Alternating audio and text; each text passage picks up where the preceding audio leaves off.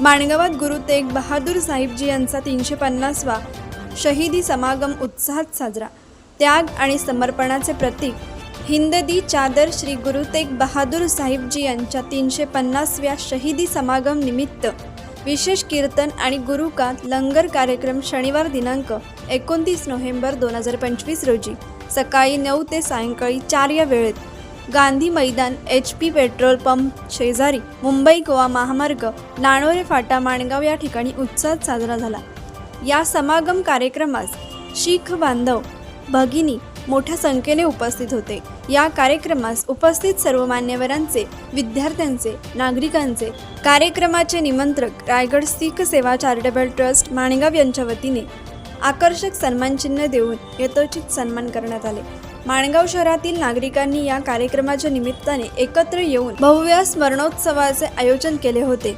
धार्मिक स्वातंत्र्य, मानवता आणि सत्यासाठी प्राण अर्पण करणाऱ्या महान योद्ध्याच्या बलिदानाची ही प्रेरणादायी आठवण सर्व समाजात आदराने साजरी करण्यात येत असते।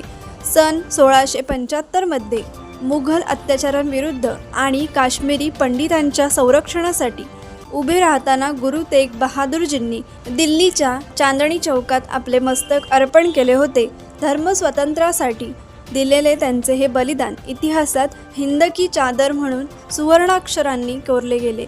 याच प्रसंगाचे वर्णन करणारे गुरु गोविंद सिंहजींची अमर कविता तिलक जंत्रु राखा प्रभ ताका याचे सखोल अर्थासह वाचन या समारंभात करण्यात आले।